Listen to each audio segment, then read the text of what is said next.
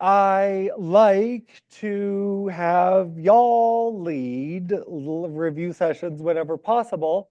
I'm going to suggest, and you guys tell me whether this makes sense to you.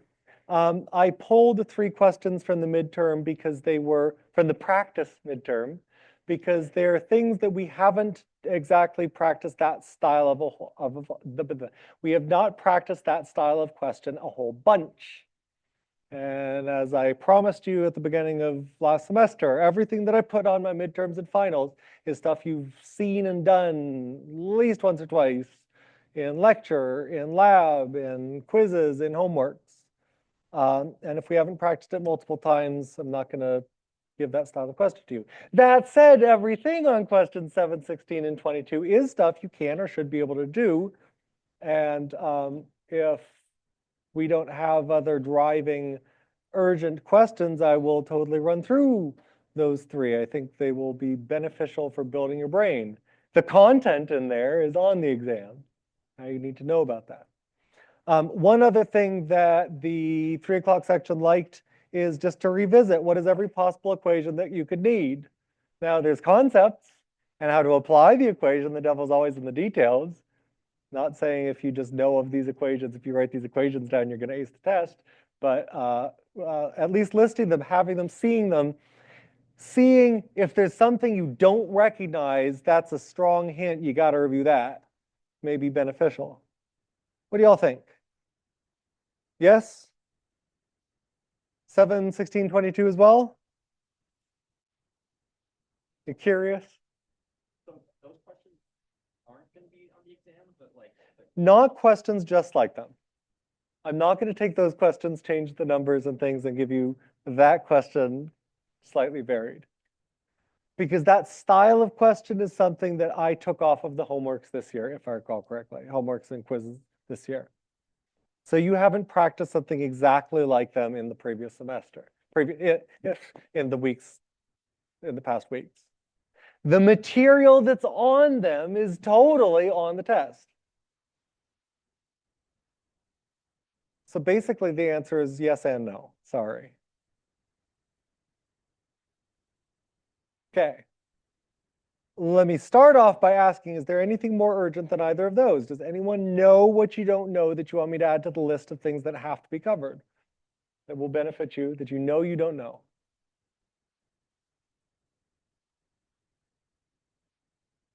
Kendra, what do you want to add?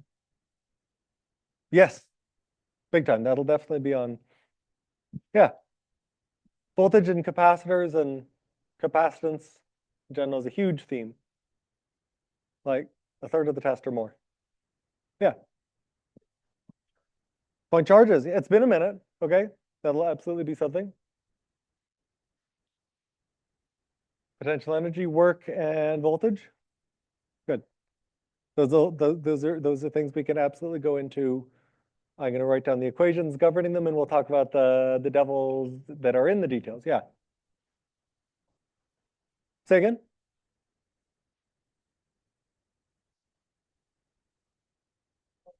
Sure, we can hit that again. What is a coulomb? Yeah, totally. Okay, let me write that down so I don't forget those 3. And I'm paranoid. Let me double check that I hit record. Good. Okay, so here is our list of goals for today. Core equations, your equation sheet for short. Core equations, not just core equations. The equations.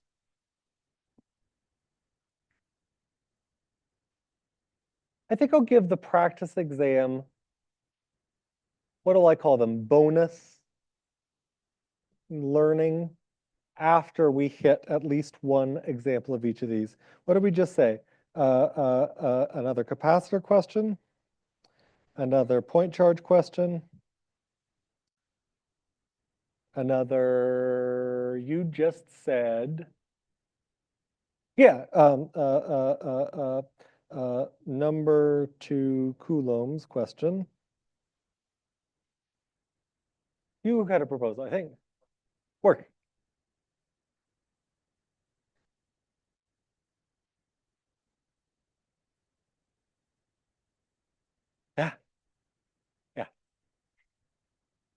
Oh, I'll list it separately.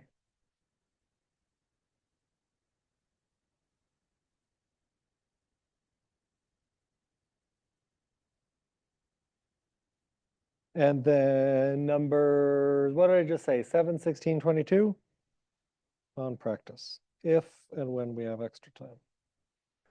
Okay, let's dive in. What are all the equations we've used? Take 2 minutes and try to write them out yourself. What are all the central equations we've used again and again? Not just every single thing that you see in your notebooks, but what are the themes that we have done again and again? I will guide you. Everything that we've done falls into one of 3 categories. Definitions. So here we go. Part 1. Definitions, point charges,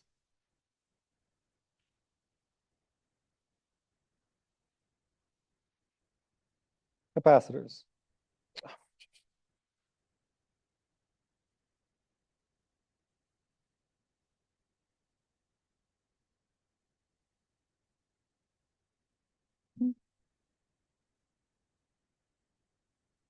Okay, take 2 minutes. I encourage you, don't just look through your notes. Don't just look through your notes. What's in your head? What do you know?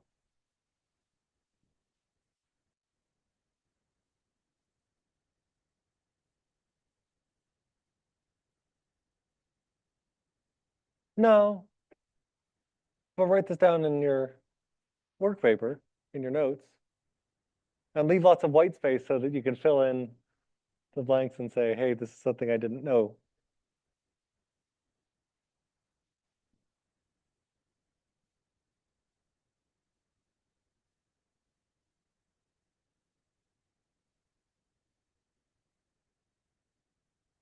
Yes, Jasper, absolutely central. We can and must discuss what the alphabet soup means. Absolutely. Positively.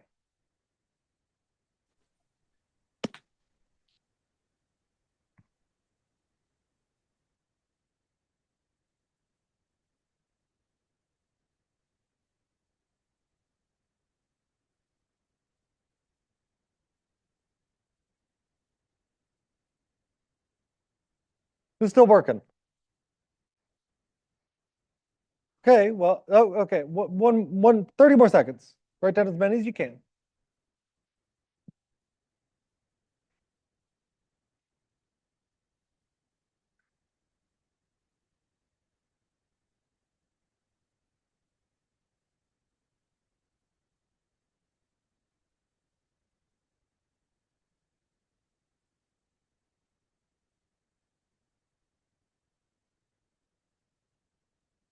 Okay, here's what I think you should know. If you don't know one of these, write it in red, circle it, put a star by it, and indicate here's something that didn't pop to my head of what's important that the professor popped to his head and he thinks is important. Hint, hint, study, study. Okay, so here's just let's list a name, the relevant quantities that we're going to have related to each other.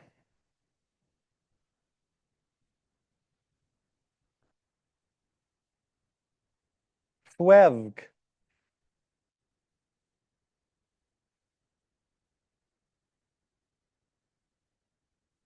Which stand for force, which mean force, potential energy, electric field, voltage, and capacitance. These are the 5 quantities you must know and understand to be able to relate to each other and such. Almost every equation that's going on the board relates to one of these 5 quantities. Oh, hell. Charge pops up so much. And, huh? Potential energy. U is potential energy. V also goes by the name electric potential sometimes. Force. Potential energy. Electric field. Voltage. Capacitance. Charge.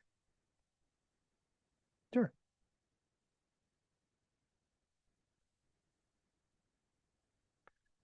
Force, energy, and charge, I'm going to sort of assume you know about from before. We'll talk a little bit. We'll do at least one problem about finding the coulombs. But force and potential energy we talked about so much last term. More on the force than the potential energy, but it was still 3.5 weeks on the potential energy that you have seen it.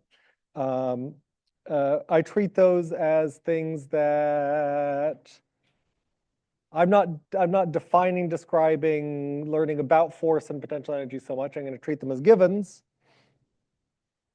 But you need to be able to relate all these. So defining equations, I'm not going to define force. I'm not going to define potential energy. What I will do is I will say that thou shalt know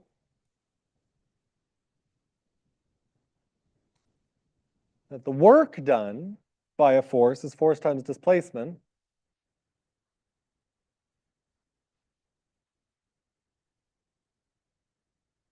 And the whole idea of potential energy can be derived from, is defined as, comes from the change in potential energy is the negative of the work done by that force. No work's not on that list above, but potential energy, work, two sides of the same coin. So of course you can write down change in potential energy is negative force change in position. Here, let me write this down. There. Okay. So there's a subtlety here. Anyone remember the subtlety? Force, vector, direction, displacement, vector, direction.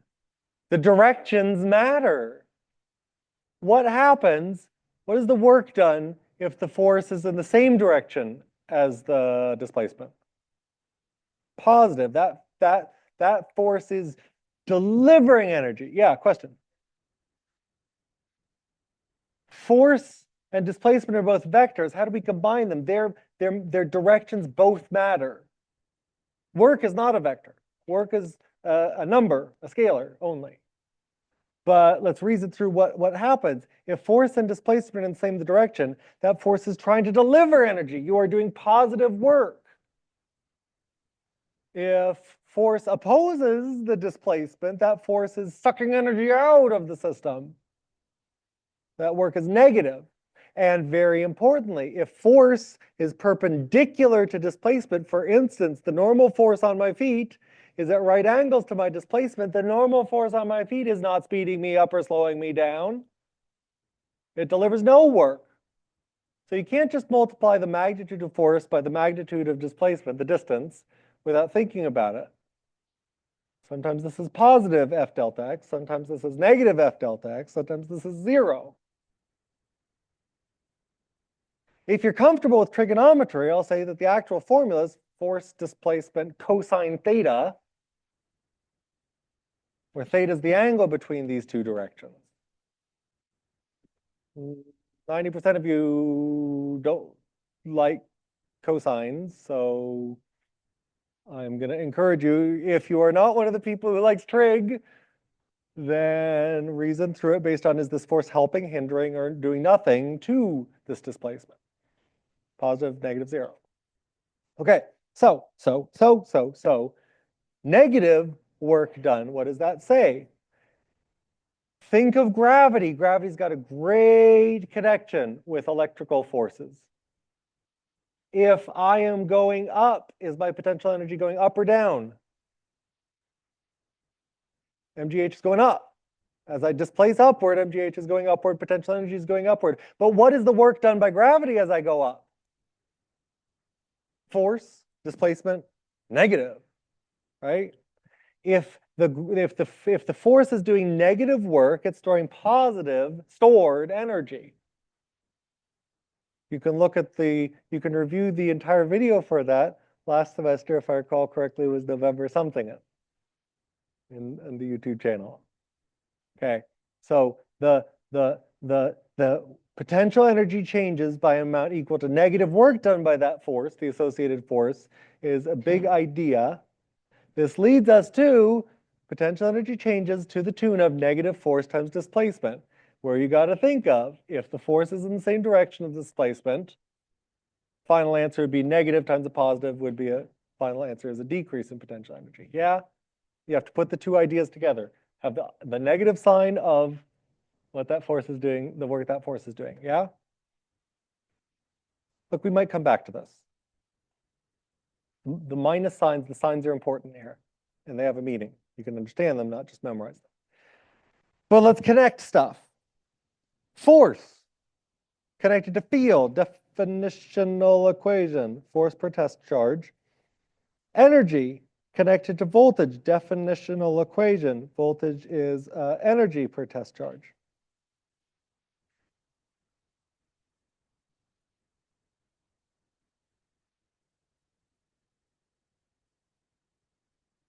If I take this equation and shove these into it, I get the following equation.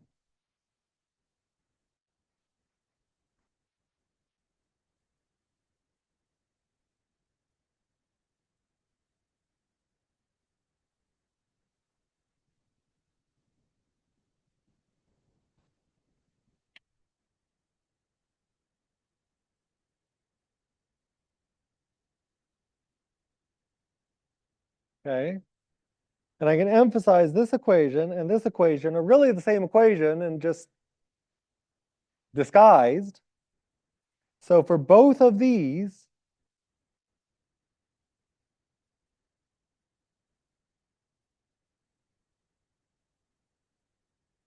I'm going to say directions are vital.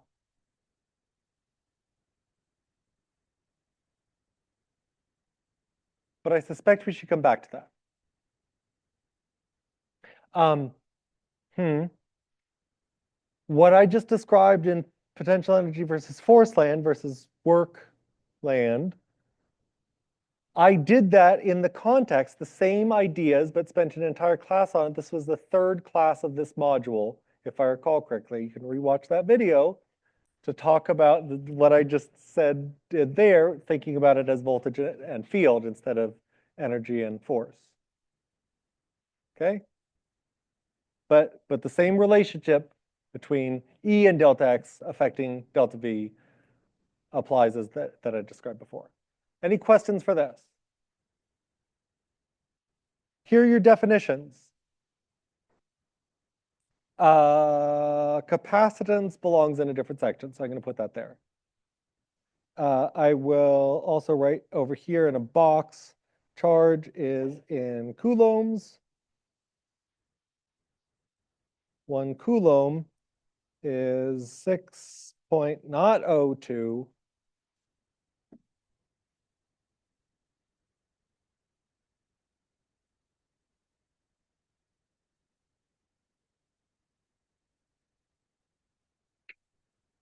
I will give you the constant.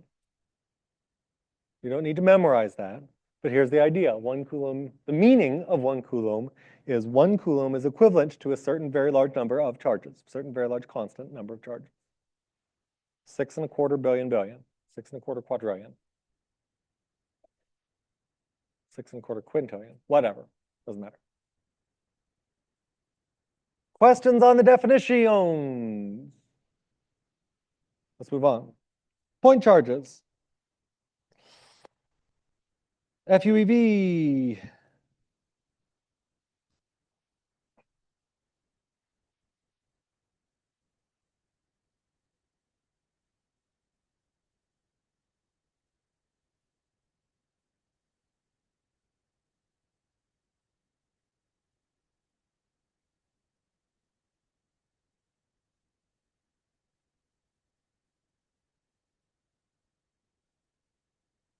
Bang.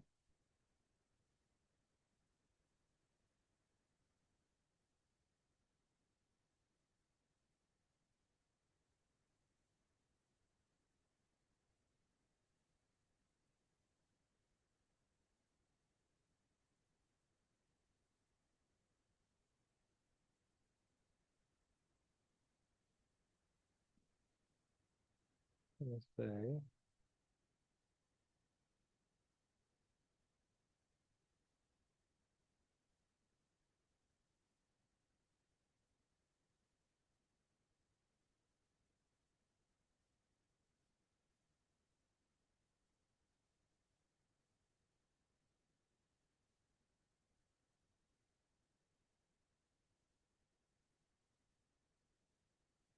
I'm going to say if you got more than one source charge, don't forget the total force, energy, field, or voltage is just add up the individual forces, energies, fields, or voltages from each source.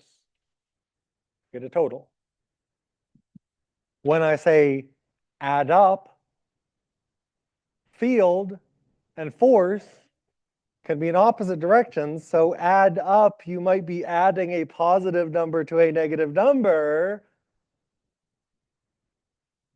Positive number plus a negative number is still an addition. I am getting a total amount. Don't always add the magnitudes. You have to think about directions as well. I think there was a request to do another or revisit that briefly. Questions about these formulas. There's nothing more to, there's no depth beyond this in these formulas though.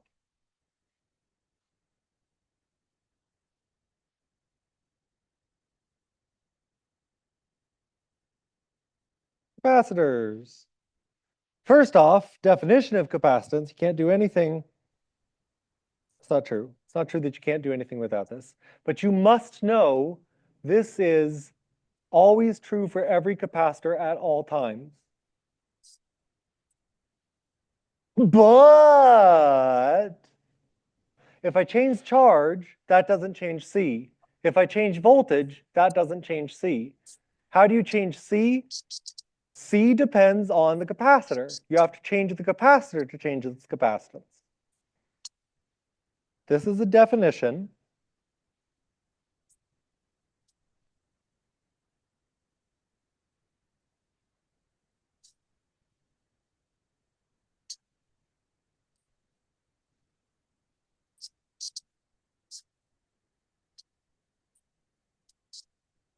But that's the particular form. No box around this.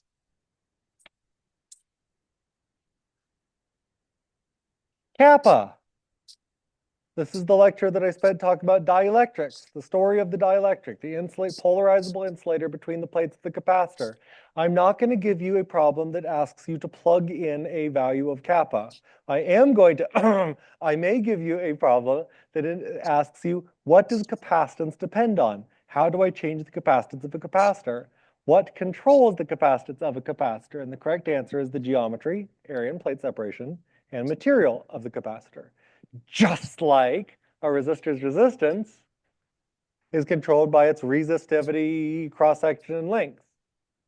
Remember, deja vu, rho L over A? Okay, so these are the core equations for capacitance, the always true definition, and what actually makes a capacitor have a given capacitance. Now let's talk about its FUEV. I'm not going to talk about the force inside a capacitor. Force of a capacitor, that's not a thing. Electric field is Q over A epsilon. Voltage is QD over A epsilon. Energy is 1/2 QV. If I'm talking about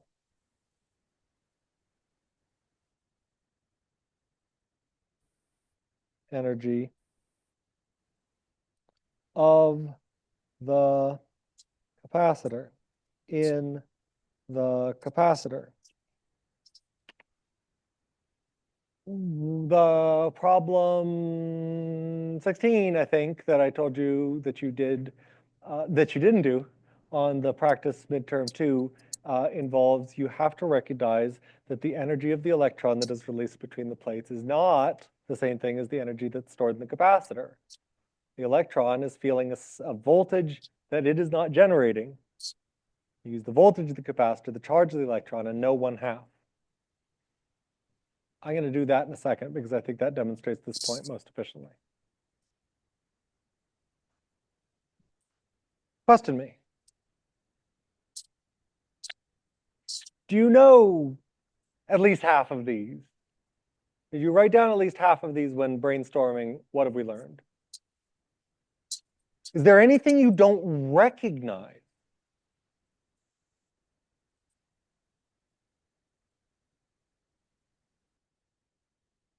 If I asked you the voltage across a capacitor, and I tell you charge on the capacitor and the geometry of the capacitor, that would find the voltage difference across the plates.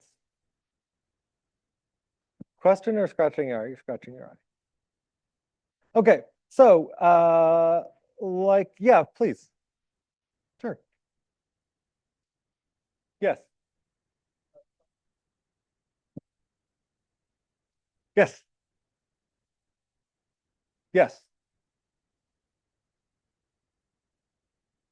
Do you remember how to find the resistance of a given resistor?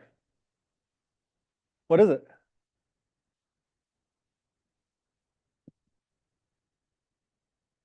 Voltage of the The resistance of a resistor is not controlled by its voltage.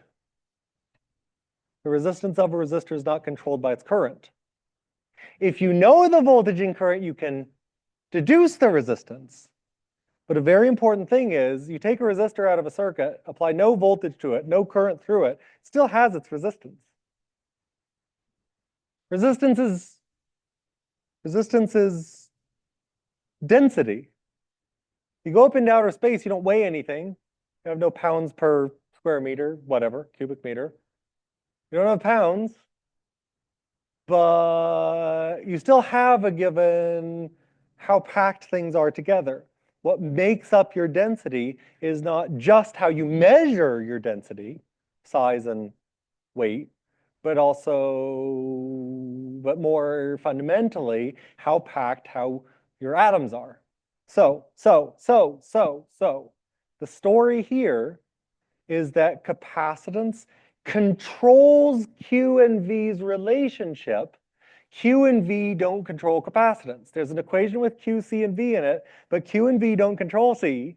C controls how Q and V ratio. What makes a capacitor have a given capacitance? Its area, its plate separation, the material inside it, and a constant. This is what makes a capacitor have its capacitance, this formula.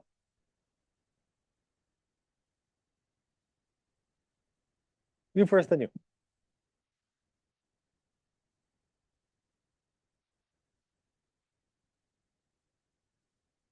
Yes, if you know the geometry of the capacitor, if you know its size and shape and material, but I'm not going to ask you for one with the material in it.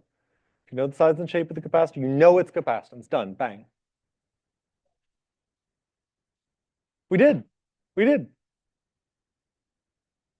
So I'm not going to ask you to plug in a value for the dielectric constant kappa, but I will ask you, may ask you, what controls the capacitance of a capacitor? Its geometry, its material are both important factors. Yeah. Yeah, what'd I ask? Remind me. Yes, because I didn't teach about dielectric constant last year that I recall. Yeah. Okay. So what's the difference between lowercase and uppercase q? Can anyone remind what is the difference between little and big? Little q fields. Big Q makes not the charge, the force, energy, whatever. Big Q is the cause, if you will. Little q is whatever feels the effect. Little q is whatever you're talking about the force on. Big Q is whatever exerting the force on that thing. Okay, this is these equations, if you understand these equations and the concepts associated with them, this is everything I could possibly ask you. Just about every question on the exam will go back to one of these equations. Can be explained in terms of these relationships.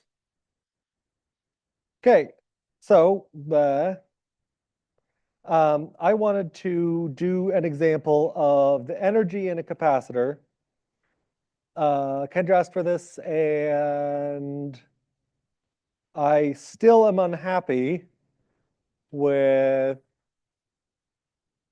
how I taught how you learned the failure to communicate of that factor of 1/2 a few classes ago. So let me give an example. I have a capacitor of 100 nanofarads. C equals 100 nanofarads. I'm not going to tell you its geometry, but C works out to be 100 nanofarads. I put 16 volts across it.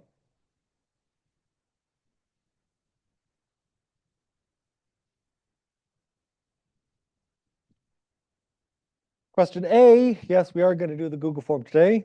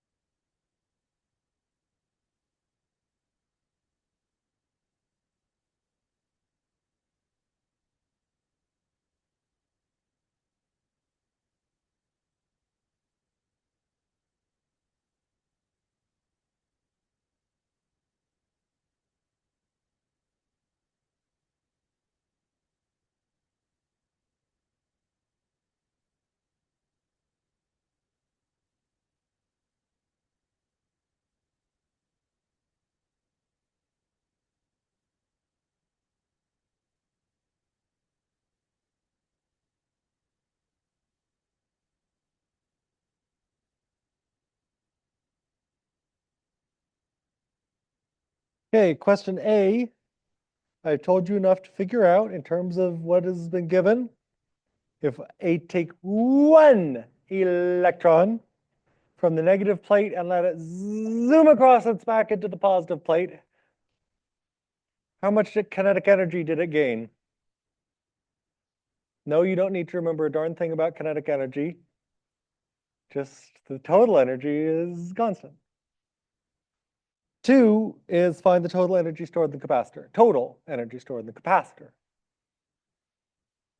I will remind you, charge of an electron, negative 1.6 10 to the negative 19.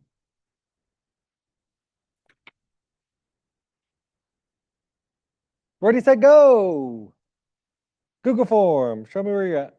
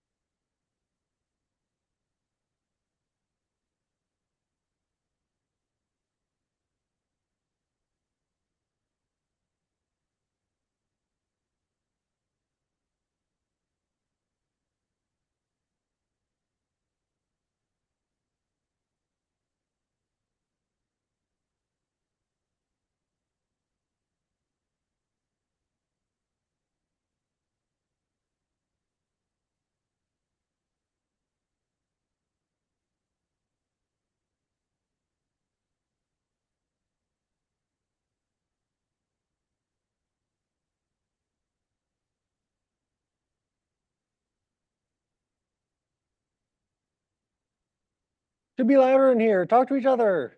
Help each other out.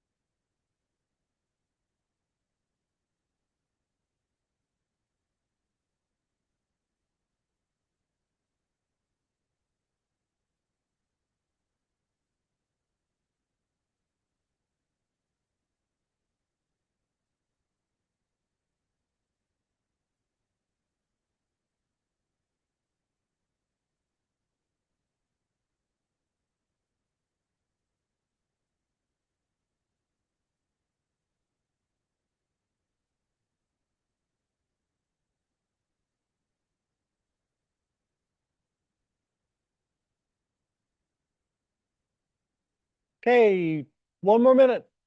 Take your best shot.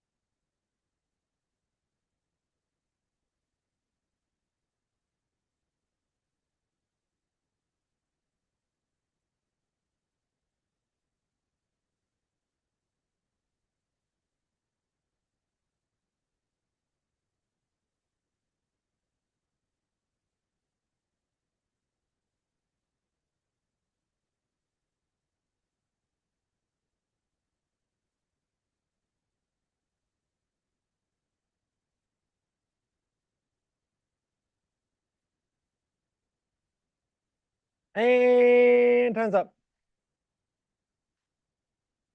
Correct answers. 2.56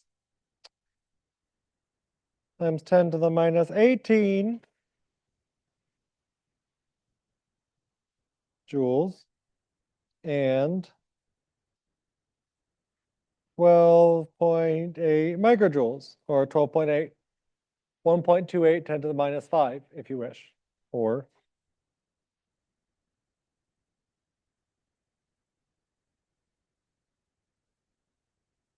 how and why? Let's do two. Let's do B first. B first. Am I talking about the energy of the capacitor or the energy of the charge in the capacitor? The free charge, the free electron. Talk about the energy of the capacitor. I use the formula half Q V. What are you given? I'm given C and V. I want Q and V. Very important, very important, very important. If I have C and V and I want Q, I need to have a relationship between charge voltage and charge voltage and capacitance, but that's the defining equation for capacitance. Q equals CV.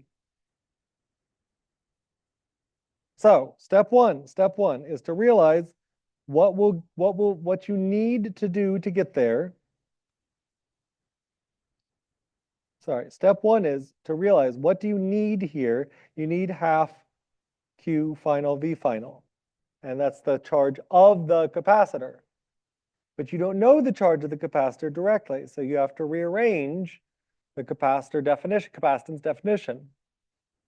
Half CV squared.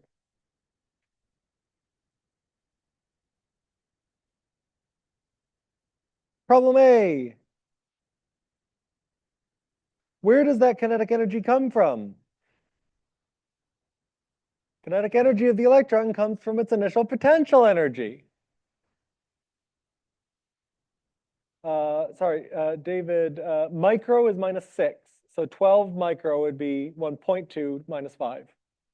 1.2 times 10 to the minus 5. Just some people wrote it the first way, some people wrote it the second way. They're equivalent. Okay, so going back to question A, the electron's kinetic energy came from its initial potential energy.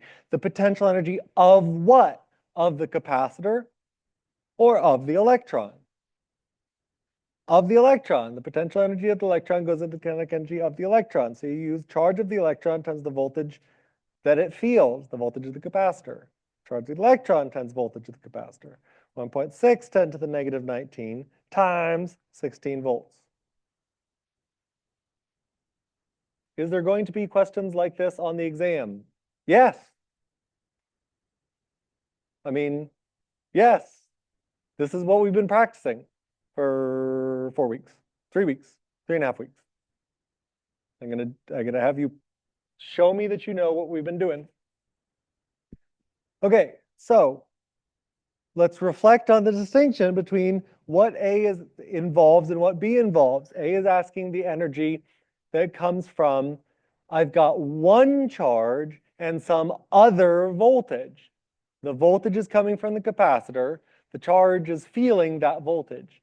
In question B, I'm talking about how much total does the capacitor store. All of the charge on the plates is making all of that voltage on the plates. So you use the formula with 1/2 in it. Turn to your neighbor and discuss the difference between these two things.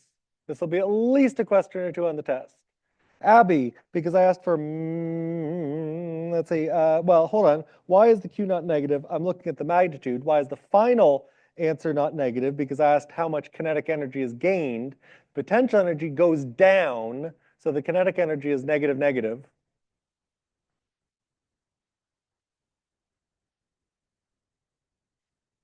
I mean, there and there.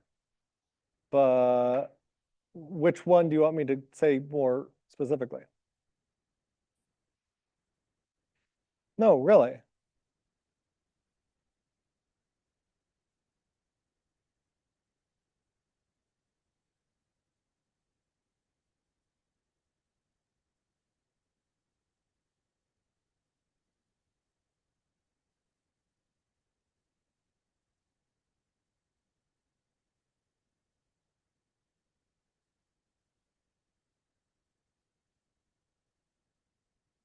Which part? The final answer for B?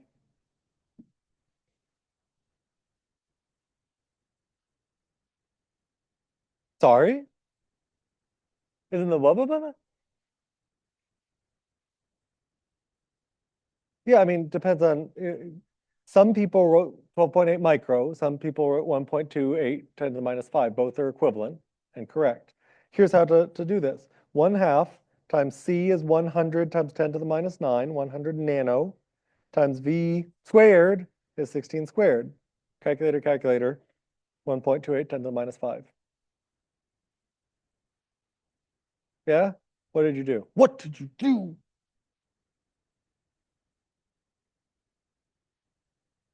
Nano negative 9. Okay, There are a lot of steps here. Ask about something.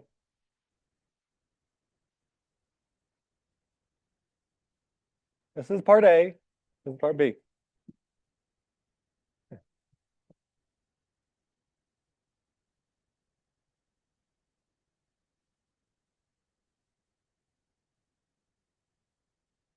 David, there we go.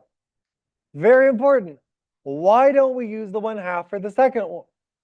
For the second one. For the second one. We did use the 1/2 for the second one. You mean part A or did you ask part A or part B? He must have asked why didn't we use it for part A. We did use it for part B. Why don't we use the 1/2? If I were talking about the charge of the capacitor, which creates the voltage of the capacitor, that energy, the total energy stored in the capacitor is 1/2 of the total charge times the total voltage that that charge makes. But the charge of the electron, that single electron, is an infinitesimal, unmeasurably small fraction of the total charge on the capacitor plates. You take one electron off of a plate and let it fly across, that's not changing the charge significantly, measurably, okay? You take one extra electron, the capacitor is not charging. We're not talking about the charge that is making that 16 volts. We're talking about the electron's individual charge, because we're talking about the electron's energy, the electron's change in potential energy. It feels 16 volts of capacitor voltage. It's in a voltage of 16 volts. It loses 16 volts as it flies from one plate to the other. And its charge, its energy, it's 1.6 10 to the negative 19. No, nobody likes that. If you're talking about the energy stored in a capacitor, the energy of the capacitor itself, 1/2 QV, if you've got a charge, any charge, that is just sitting there, experience a change in voltage V, QV. That's as simply as I could put it without lying. I still don't think you like this, but I'm not getting any other questions, so I'm going to move on. Okay, what was dose? The equations, check. The capacitor, check. Point charge. Well, question 6 isn't a bad example of this. Tell me, if I've got an electron, no. Actually, I'll do this and the number of charges. If I've got 1 million electrons, 1 million electrons on a dust, particle of dust, so 1 million electrons on a how much does a dust particle weigh? I don't know, microgram dust mote.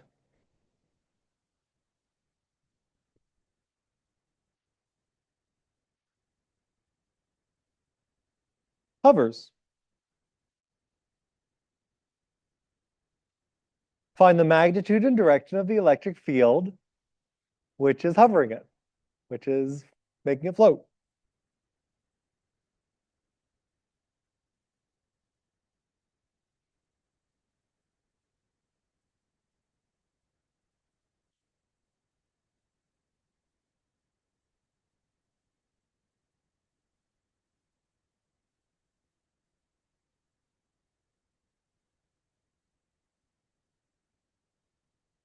Question C, work together. Wait, question C, magnitude. Question D, direction.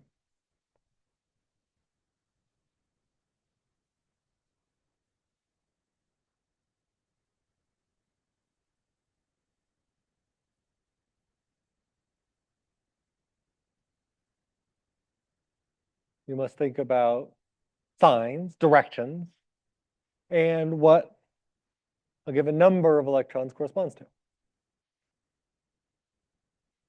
We only have 20 minutes left in the period, so don't take your time. I'm going to give you 3 minutes to do both of these for realsies.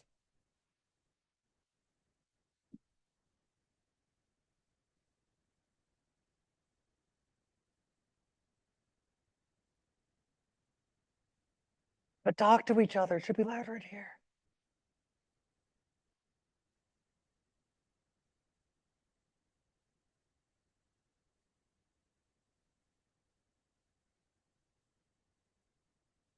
Gesundheit.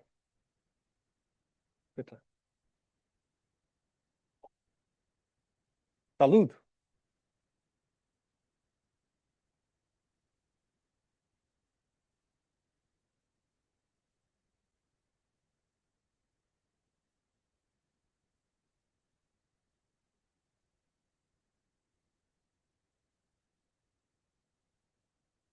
Yeah, particle of dust.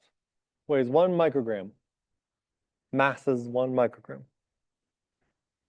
I have no clue how big a dust node is. I'm guessing it's small.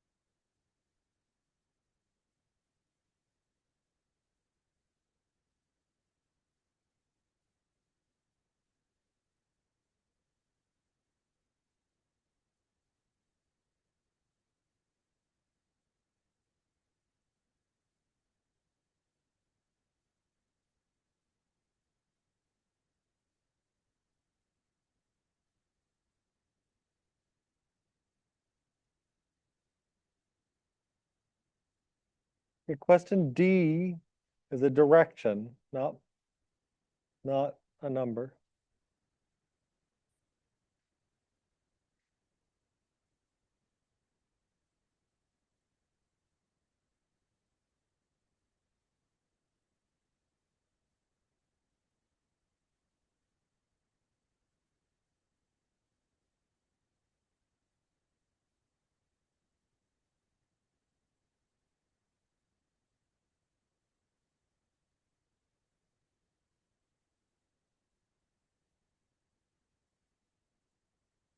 Who's still actively working it? Oh, all right then. More time.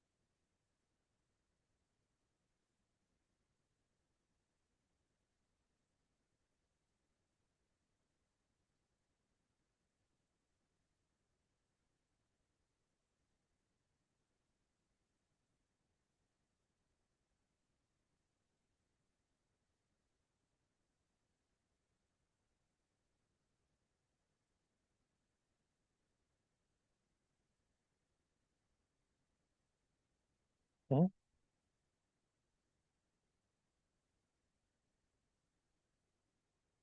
Yes, so that is a typo. The -6, 10 to the -6 and the micro are duplicates. Okay. I forgot to edit that. something towards that one. Yeah. No, I goofed. Pick the best answer, but I ended up actually slicing that off of because I double typed the 10 to the minus 6. Okay, here's how to do it. You're hovering, you're floating. What must be true about the total force on you? 0. What forces act on you? Electricity is pushing you up, weight is pulling you down. What's the weight formula? mg. What's the electric field formula? Electric force formula? QE. If these are in balance, then QE must be equal mg.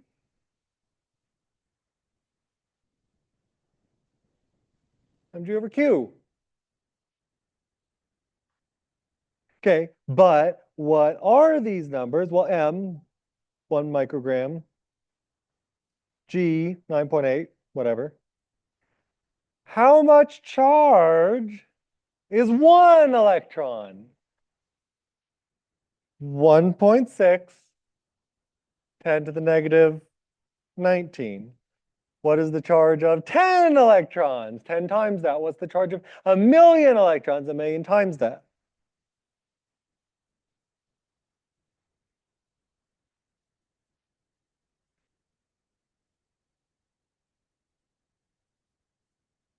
Ah, you're smart.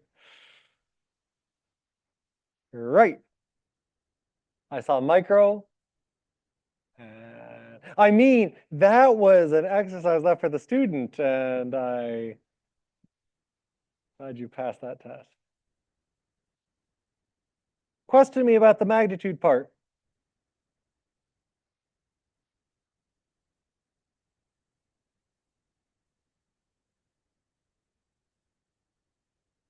Now, surely somebody has a question about how to find the magnitude.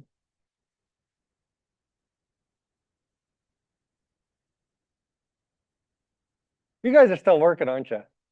Either that or goofing off. Well, either way, it's time to move on. Direction of electric field. You've got negative charges. The force is up. Force equals charge times electric field. If the force is up and the charge is negative, what must E be? Downward. Electric field points downward.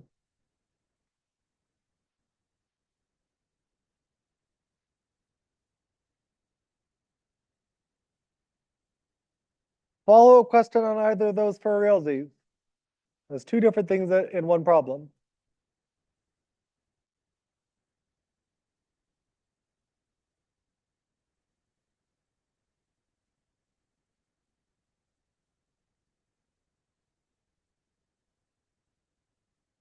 No. Magnitude simply means numerical amount of.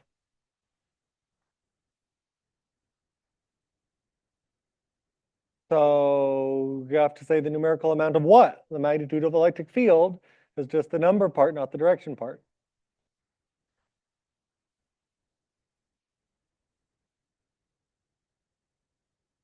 Why did you divide by the charge in the charge in the C? Charge in what C?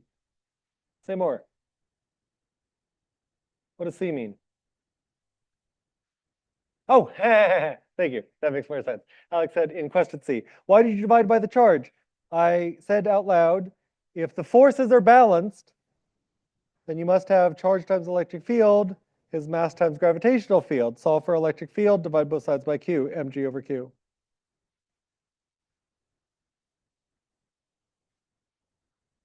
If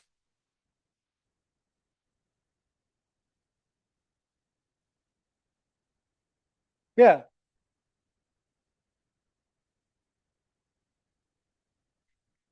because as Kendra Money pointed out, the micro is 10 to the negative 6, but that would just convert you to grams. The SI unit, the standard unit for in physics for mass is not the gram but the kilo.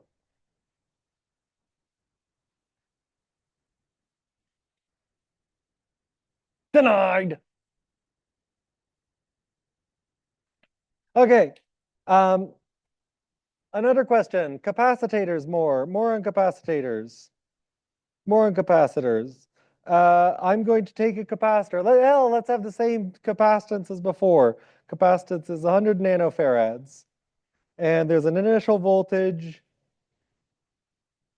initial.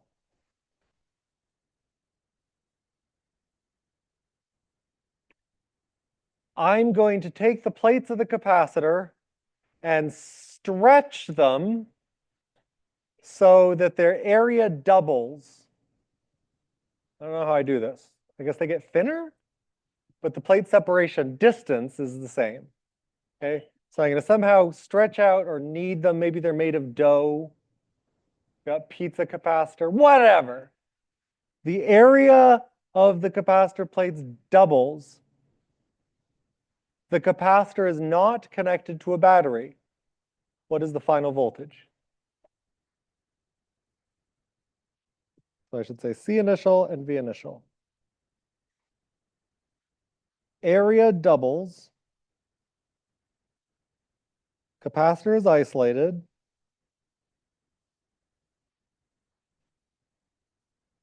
What is V final?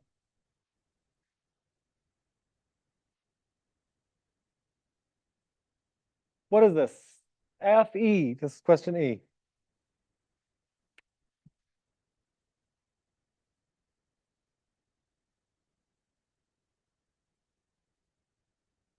And you may not guess, by the way. Justify your reasoning based on equations. There's a reason for everything in this, not in life.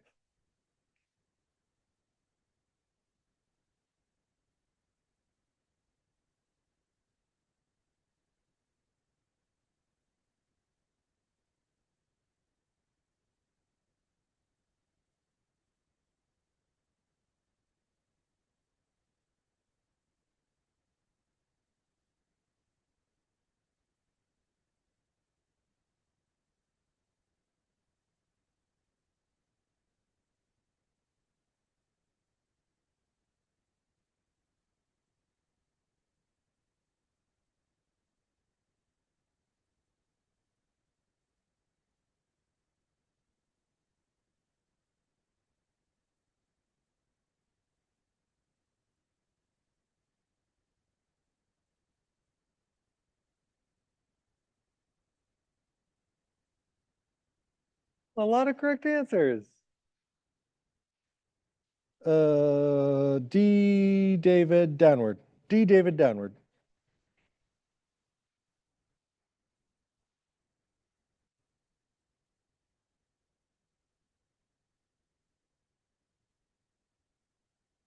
Bigly hint.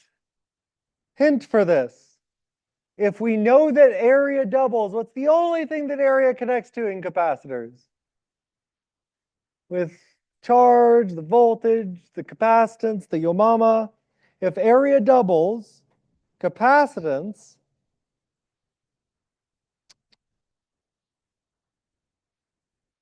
if area gets twice as big, then capacitance gets twice as big. C doubles. If the capacitor is isolated, what do we know is also constant? What can't change? Charge. So area doubles, C equals A epsilon kappa over D means that C doubles, capacitor is isolated, Q is constant. Now what equation links V, C, and Q? Or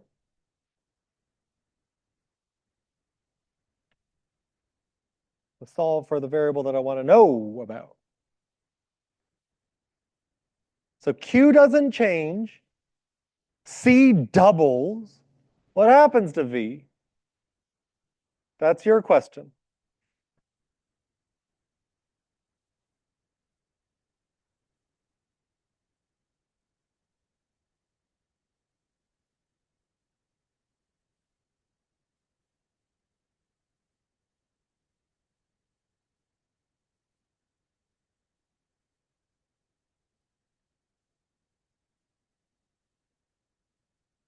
If you have no idea how to start, oh good God, help me now. God can't save you here. Just kidding. Then what I encourage you to do is in each of these examples, I'm talking through how I see these, how I approach these problems, how I encourage you to approach these problems, which is look at what you're given and ask, what could I deduce from that?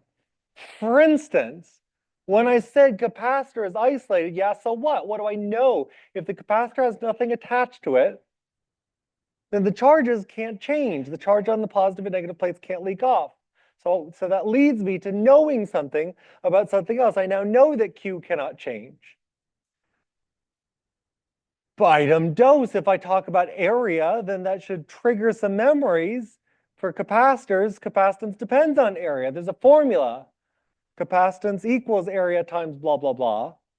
If area doubles, capacitance doubles. All right. So now I know something about charge. I know something about capacitance. I'm asked something about voltage. If you know the defining equations, if you know the core central equations of this class, that should trigger memory. Q and C and V are related by an equation. Bang. Final answer. If C gets twice as great and Q is stuck at what it was, doubling the downstairs of a fraction halves it. Final answer, 8 volts. You started with 16 volts. Your downstairs gets twice as big. You end with 8 volts. Last question.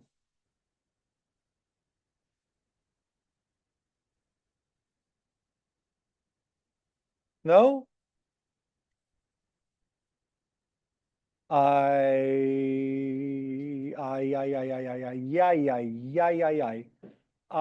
encourage you to have a good faith and hope and spirit in your final preparations, midterm preparations. I love each and every one of you. You are all awesome people. Get out of here. Let me know if I can help. Go to the SI.